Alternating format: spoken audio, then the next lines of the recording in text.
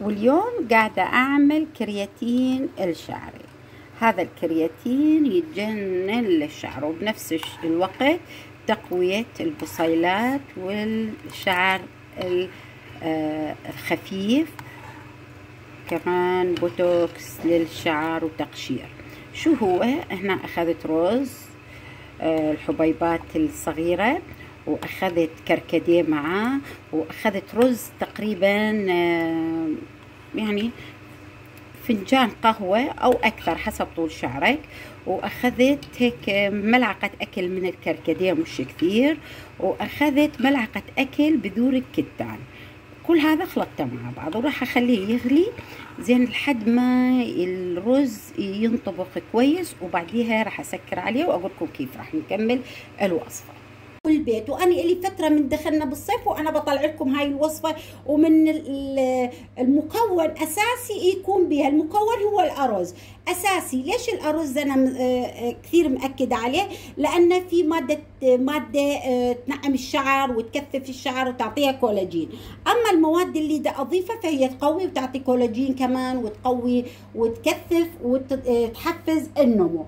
اليوم الوصفه تبعتنا كثير حلوه وسهله وبسيطه، وراح تجعل فروه راسك انها تجدد دائما التكثيف تبعتها. زي ما انتم شايفين اخذت فنجان قهوه، وكل وحده حسب طول شعرها وكثافه شعرها. فنجان قهوه اخذت من الارز وطبختها على النار. شو حطيت معاه حبايبي؟ خليت معاه حبايبي من الكركديه تقريبا ملعقه اكل من الكركديه، والكركديه موجود عند العطار وهو كولاجين رائع جدا جدا. اما بالنسبه للشعر فيحفز النمو بشكل فظيع.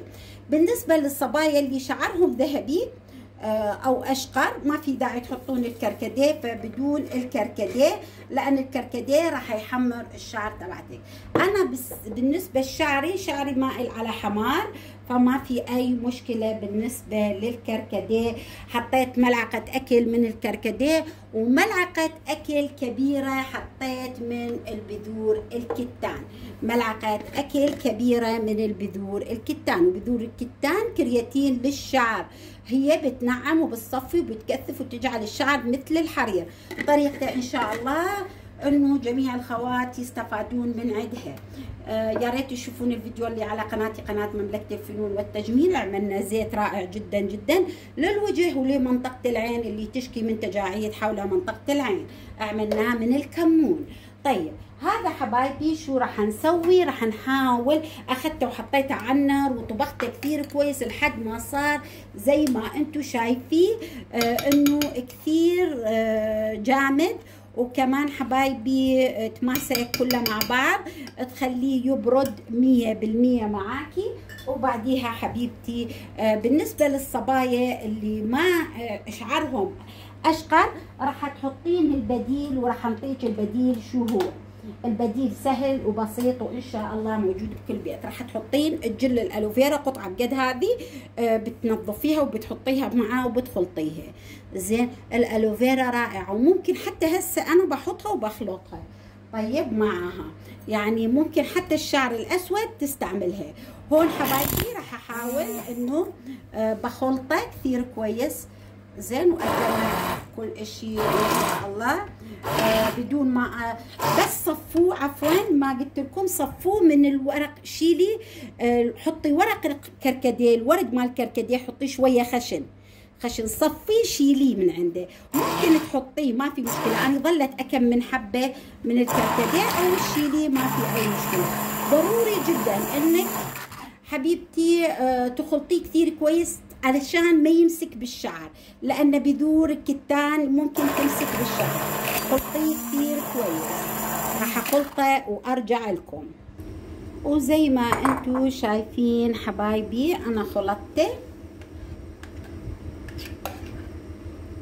اذا سويتي هاي الوصفه معي فشيلي من عندها ملعقتين كبار، وراح اقول لك شو راح نعمل فيها كمان،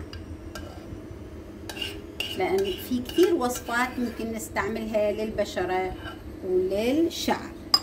زي ما انتم شايفين حبايبي ضروري انك تخلطيه كثير كويس عشان ما يمسك بالشعر. عشان ما يمسك بالشعر. شوفوا انا في حبيبات راح اخلطه بعد الفيديو بالخلاط زين كويس، عشان انه بيصير معايا مثل الكريمه، ما بيصير هيك استعمله بيمسك بالشعر تبعت الراس. راح اضيف حبايبي معاه الزيت اللي انت تحبيه، زيت جوز الهند، زيت الزيتون، اي زيت انت تحبيه. انا هون هذا الزيت تبعتي زيت الشيح وزيت بذور وزيت الحبه السوداء وزيت اكليل الجبل زين. فانا راح احط مقدار ملعقتين كبار زين، وممكن اي زيت انت عندك اللي احنا مسويه نستعمله لشعرنا، ممكن نضيفه باي اضافات حابين نستعملها. كيف راح نستعمل هاي الوصفه على الشعر تبعتنا؟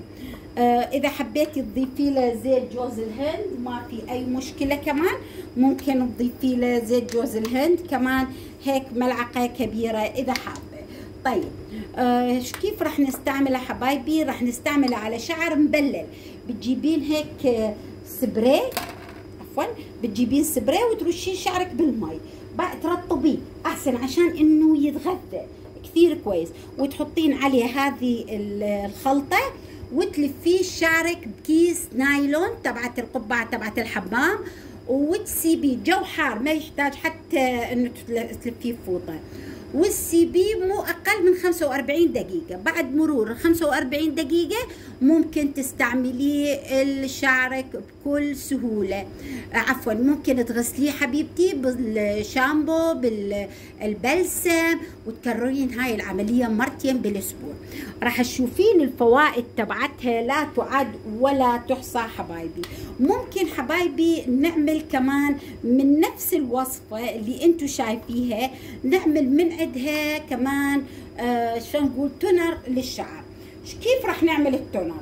طيب ناخذ ملعقه اكل كبيره من الارز وملعقه كبيره من الكركديه زين، وثلاث حبات ممكن ناخذ حبايبي من القرنفل الى 5 حبات، او نبدل القرنفل بكليل الجبل. بنحطهن بكاسه كبيره وننقعهن تقريبا 6 ساعات مع بعض. بعديها حبيبتي نصفيه كثير كويس، وبعد ما نصفيه نحطه برشاش كثير هيك مثل هذا ونرشه على شعرنا. بالنسبه للشعر حبايبي اللي لونه بني والالوان الغامقه. اما الشعر الفاتح فشو راح تسوين؟ تاخذين ملعقه كبيره من من الارز وتنقعيها حبيبتي كثير كويس، تنقعيها بكاسه مي كبيره وتحطين معاها جل الالوفيرا. شو بتسوين؟ قطعيه قطع صغيره صغيره وحطيه معاه وغطيه، وكل وقت هيك رجيه زين. سيبيه تقريبا 6 ساعات. بعد مرور ال6 ساعات صفيه واخذي هذا المي ورشيه على شعرك ولو مرتين بالاسبوع كثير كويس. او تستعملين حبيبتي تونر، ممكن نستعمل البابونج كثير كويس للشعر حبايبي، رائع جدا. وممكن فقط الماء الارز كمان كثير كويس. اتمنى حبايبي انه هذا الفيديو ينال رضا الجميع، واتمنى من عندكم انكم تدعمونا باللايك والشير والاشتراك، ودائما تفعلون الجرس عشان يوصلكم مني كل جديد. ومع السلامه.